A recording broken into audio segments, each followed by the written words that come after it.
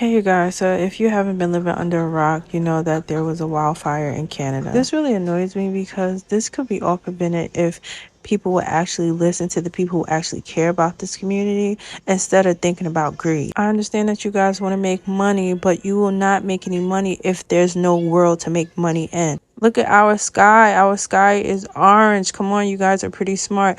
You need to use your brain and realize that the world is crying out to us. And if anyone decides to go to a different planet to live a prosperous life, do you really believe that God will allow you to live a prosperous life after you destroy Earth? No. And if anybody doesn't know what I'm talking about, just listen to the scientist. I love him so much because he's actually trying to help us.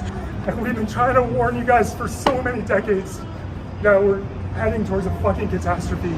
And we've been being ignored. The scientists in the world have been being ignored. And it's gotta stop. We're gonna lose everything. And we're not joking. We're not lying. We're not exaggerating. This is so bad, everyone, that we're willing to take this risk, and more scientists and more people are gonna start joining us. This is for all of the kids of the world, all the young people, all of the future people. This is so much bigger than any of us. It's time for all of us to stand up and take risks and make sacrifices for this beautiful planet that gives us life. There's the same amount of sunlight coming in, but less energy going out into space. So it's an energy imbalance.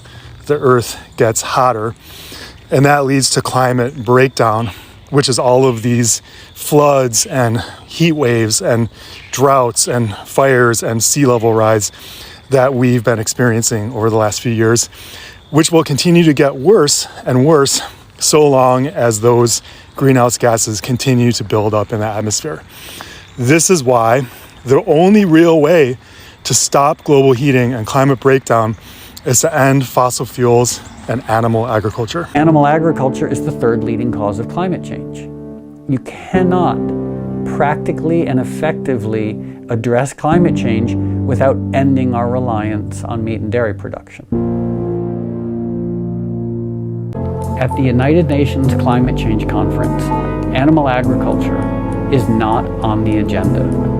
When talking about animal agriculture, meat and dairy production, to people, a lot of times they're not aware of the environmental consequences. Intensive animal farming raises and kills more than 88 billion land animals for food every year globally, emitting huge amounts of greenhouse gas. The same amount as all forms of global transportation combined. Is also responsible for over half of all nitrous oxide emissions caused by humans,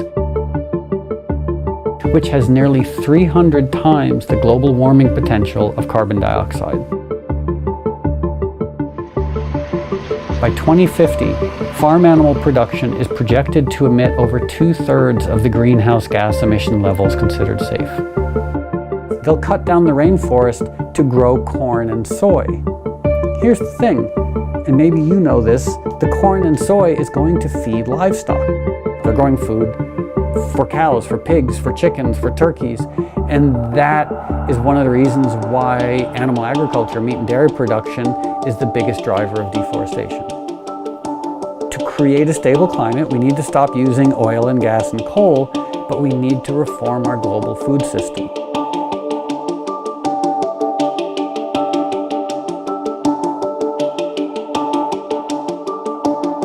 A vegan diet produces half as much CO2 as an American omnivore, uses 1/11th the amount of fossil fuels, 1/13th the amount of water, and 1/18th of the amount of land. After adding this all up, I realized I had the choice every single day to save over 1,100 gallons of water, 45 pounds of grain, 30 square feet of forested land, the equivalent of 20 pounds of CO2, and one animal's life, every single day.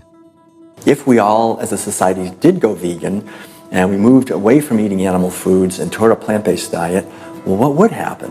If we didn't kill all these cows and eat them, then we wouldn't have to breed all these cows because we're breeding cows and chickens and pigs and fishes. We're breeding them and over and over again relentlessly. So if we didn't breed them, then we wouldn't have to feed them. If we didn't have to feed them, then we wouldn't have to devote all this land to growing grains and legumes and so forth to feed to them. And so then the forests could come back, wildlife could come back, the oceans would come back, the rivers would run clean again, the air would come back, health would return. If we look back, for most of the last 800,000 years, the concentration of greenhouse gases in Earth's atmosphere was about 200 to 280 parts per million. But over the last century, we've been emitting more and more. In 2019, humans were pumping out 36.7 billion tons of CO2. That's about 50% more than in the year 2000. And air temperatures have gone up about 2 degrees in the last century, which might not seem like much, but a few degrees makes a huge difference in our climate. So how exactly do humans contribute to this? We all leave a carbon footprint by participating in systems that release carbon dioxide and other greenhouse gases into the atmosphere. That means things like using gas-powered vehicles, raising livestock, agriculture and deforestation, as well as waste and recycling pollution, all contribute to greenhouse gas emissions. And the burning of coal, oil, and natural gas to produce electricity and heat accounts for 1/4 of worldwide human-driven emissions. In the past, economic progress has come with an environmental cost, which means if the world continues with business as usual, emissions will keep rising. So what can we do? To actually see change, greenhouse gas emissions need to be reduced on a global scale. If things don't change, scientists predict that sea levels will rise another 1 to 8 feet by the year 2100. And corn and wheat production could be affected as soon as 2030. No one person and no one country can solve this alone. But by prioritizing climate policies and by finding renewable energy alternatives and ways to remove greenhouse gases already in the atmosphere, we can make a difference in stopping climate change.